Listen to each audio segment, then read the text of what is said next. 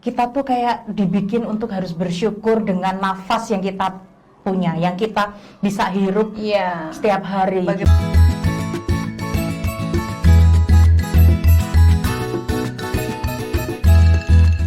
Hai Sobat WOT, apa kabar semuanya? Masih dengan saya Mama Dewi dan juga saya Kakak Osi di dalam acara Woman on Top.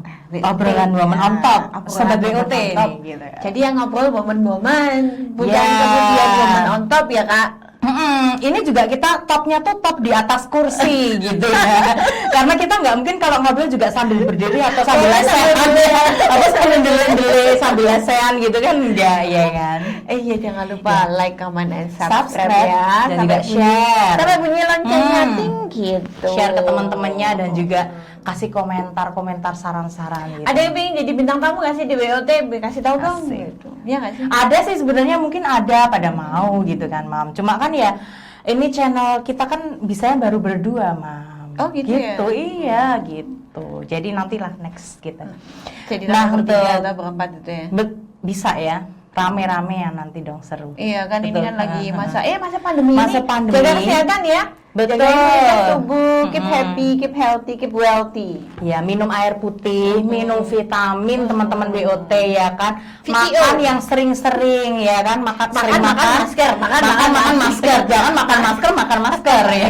Maskernya jangan dimakan ya. Nah, tetap rajin cuci tangan, sanitizer dan lain sebagainya. Betul. Tema kita pada siang hari ini nih apa nih, Mam? Di video kali ini kita akan bahas tentang masalah bersyukur. Bersyukur kepada Allah. Ya sih. Bersyukur sepanjang waktu. Kasidahan.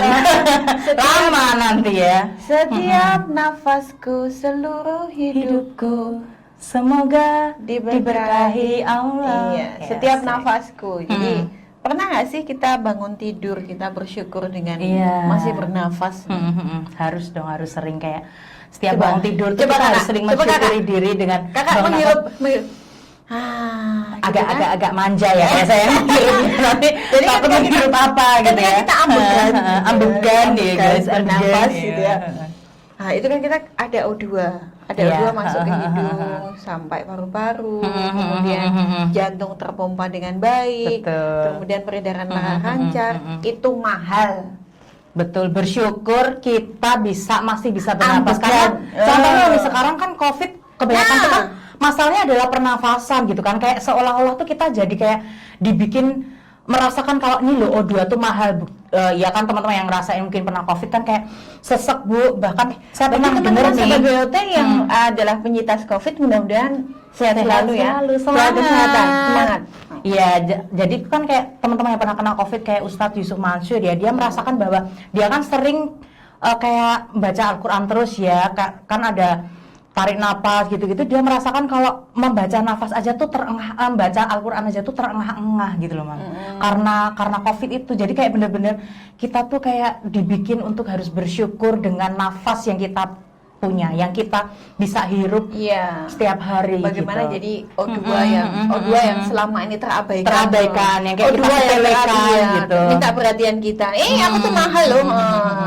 Gitu kan, bangun tidur jebret, kita coba deh kita menyadari nafas kita. Paling tidak dalam satu hari itu kita bernafas yang betul-betul disadari itu selama 10 menit. Jadi kita fokus di nafas. Bersyukur. Jadi kita fokus nafas. Kalau bahasa kerennya sih meditasi. Jadi 10 menit kita mindfulness gitu lah ya. Jadi kita tahu mau kemana, ngapain, bagaimana, goalsnya apa dan lain sebagainya gitu. Nah, kalau bicara masalah bersyukur itu sebenarnya adalah hakikatnya ketika kita bersyukur itu adalah kita mengikat apa yang sudah kita terima dan kita bersiap untuk menerima apa yang kita pinta. Ya. Pernah nggak sih teman-teman Sobat WOT itu setelah selesai ibadah atau kita berdoa kepada Tuhan yang Maha Kuasa itu kita tidak meminta, tapi kita cukup bersyukur kita aja. bersyukur ya, alhamdulillah gitu ya. Pernah kita berhitung apa yang sudah kita terima dari Tuhan gitu kan? Ya, sering terabaikan sih hal yang kayak gitu loh. Dan kita tuh kita kan kalau misalnya habis sholat, habis ibadah gitu kan, kita kan minta terus ya. Kata Tuhan, ini ngapain minta terus ya? Kayaknya selama ini udah dikasih melulu.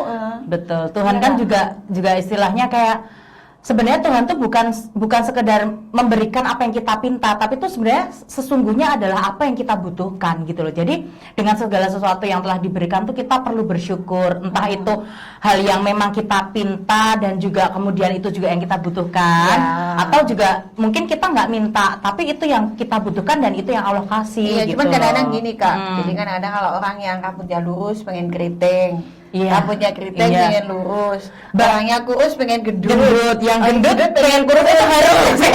Kayak kalau udah gendut ini agak salah. Padahal bisa jadi ini adalah performa terbaik dari Kakak Osi loh. Performa ya, joget ya. Bukan, maksudnya gini, jadi apa ya? Jangan ada salahnya juga. Mensyukuri kayak itu kan sesuatu yang diberikan, betul, yang kuasa nih secara fisikly, secara segala sesuatu yang kita punya. Enggak, Berbo bukan. Bukan lagi Barbie. Bukan, maksudku gini loh.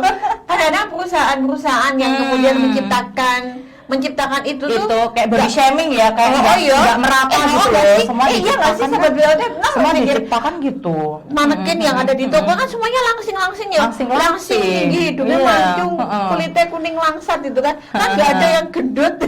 Iya, kayak mami ya, gendut pesek, kendi gitu kan, kayak gino-gino, kayak mode mak-mak zaman sekarang yang dasteran gitu kan, ya nggak ada ya manekin kayak gitu ya. Padahal itu adalah bodinya orang-orang Indonesia kan kayak gitu ya. Kalau misalnya kemudian perempuan itu terlalu sibuk dengan apa yang dinilai oleh orang, jadi penggambaran di majalah gitu kan, kadang foto gini sih, model. bersyukur tuh kayak kita punya nih kelebihan kita ini, kadang orang tuh ngomen kamu harusnya seperti ini, padahal kita nyaman dengan bersyukurnya kita seperti itu. Tapi kadang namanya kita orang tuh kan kita pasti akan mikirin kayak omongan orang. Itulah yang bikin kita nggak bersyukur tuh, pada akhirnya kita nggak bersyukur karena omongan orang, karena kemudian istilahnya judging sosial gitu. Kayak misalnya nih, kayak ada cewek yang dia tuh misalnya kuliah di luar negeri atau mana, sosial tuh pasti akan berpikir kamu kuliah di luar negeri harusnya kamu bekerja sebagai seorang misalnya pejabat, sebagai seorang pimpinan ini. Padahal nggak semua orang itu kan ada di waktu itu. Bersyukur untuk kayak oh aku belum pada masa itu karena belum waktuku itu. Nah kadang tuh orang tuh berekspektasi yang seperti itu, sehingga membuat orang itu yang tadinya bersyukur nih dengan rezekiku yang segini, bersyukur dengan aku secara fisikly seperti ini, kemudian bersyukur secara aku bisa bernapas tiap hari seperti ini, menjadi orang tuh kayak oh iya ya harusnya aku gini-gini, jadi nggak bersyukur gitu loh. Kalau lebaran itu loh, misalnya kuliah lama, kapan lulusnya? Gitu. Ya, kata-kata yang menarik gitu loh. Sudah kerja di mana? Nah, gitu. orang tuh selalu pada tuntutan-tuntutan habis itu setelah itu kapan nikahnya gitu. Nah, nikah terus kapan punya anaknya. Jadi gini sobat WOT, gitu. Untuk teman-teman WOT yang di luar sana nih, hindari berkata-kata seperti itu, karena kalian nggak pernah tahu apa pressure yang dihadapin orang itu untuk dia selalu bersyukur dengan dirinya. Ini aja gitu ya. Kalau ketemu sama yang sudah tua, kapan matinya gitu ya. Sekalian digituin ya kan, ketika kita digituin jahatnya kayak gitu, tapi nggak boleh ya sobat WOT. Jadi pokoknya kita tuh berpesan di sini, kita bersyukur tuh mensyukuri dengan kita tahu seseorang tuh pasti punya struggling dalam hidupnya masing-masing. Nah itu yang harus kita kayak hargai, yang nggak boleh kita tuh bertanya kayak hal-hal yang sifatnya itu takdir, sifatnya itu kayak yang kuasa yang ngasih ya, jangan ucapkan kayak misalnya ketemu teman, kamu gendutan ya, please, itu no banget, jangan. Terus kalau ya terus ngapa? Terus habis itu kayak kamu kapan nikah? Itu sesuatu yang harus kamu tanyakan tuh pada yang kuasamu gitu. Apakah yang bertanya itu mau menghadap dan bertanya, kamu tanya kenapa aku tuh gendut misalnya gitu? Kenapa Mami Dewi itu gendut gitu? Terus kenapa kok Mami Dewi belum nikah lagi? Kenapa kamu belum nikah? Please, itu jangan guys ditanyain, karena kadang tuh orang tuh abusif gitu. Kalau misalnya ada orang yang tanya kayak gitu sama Mami tuh, Mami bilang gini, cariin dong gitu. Selesai. Cariin dong, selesai. Kalau aku tolong tanya sama Gusti Allah ya, aku nunggu jawabannya aja. Gimana, apakah itu sehat kan? Kadang tuh gitu loh, Mam, suka ingin terlontar kata-kata seperti itu. Iya, kalau Mami saran-saran sih, apalagi untuk keluarga sendiri. Kadang tuh kayak gitu keluarga. Kalau Mami saran-saran sih, konsep bersyukur. Oke, itu adalah bagaimana kita mempunyai ruang sendiri. Iya. Jadi ruang bersyukur itu adalah bagaimana kita dengan Gusti Allah aja. Jadi kita memberesin dulu ruang dalam kita yang ada di dalam hati kita. Ya, ini ruang dalam itu terminologi dari Pak Brigs, mudah-mudahan husnul khotimah diterima di sisi Allah Subhanahu wa taala. Pak Brigs itu budayawan dari Semarang. Jago sekali. Nah, itu istilah ruang dalam itu bagaimana kemudian secara apa ya? Kita sebagai manusia itu kita beresin dulu deh ruang dalam kita gitu kan. Betul. Terus ada satu kalimat dari Pak Brigas yang saya suka itu adalah kalau kamu tuh apa ya? Sombong yang paling tinggi itu adalah kamu kelihatan kalau kamu tuh merendahkan dirimu. Oke. Kelihatan ya, gak sih? Betul. Apa sih aku ini gitu. Ya nggak sih? Nah, itu kan sih tapi pura-pura punya jam-jam Rolex atau emak-emak yang biasanya renteng-renteng ininya kalau ini tangganya berapa sih? Apa aku nih apa? Ya kan, please nggak usah sombong, di atas langit masih ada Hotman Paris. Aduh. Nah, itu konsep bersyukur yang paling real sebenarnya adalah ketika kita tidak menyakiti orang lain dengan apa yang sudah kita dapat diri kita.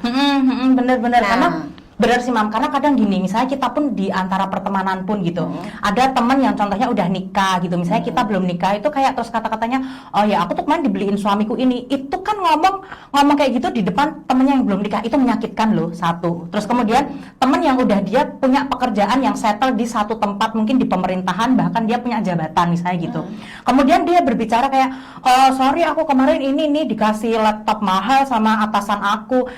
Dia ngomong gitu dengan temennya yang belum bekerja atau kerjaannya freelance, kemudian atau misalnya pekerjaannya yang istilahnya dia staf biasa di sebuah kabupaten atau di inilah perusahaan kecil, itu kan kayak sesuatu yang dia menyakitkan, dia sombong, tapi dia nggak ngaca kalau di atas langit masih ada langit.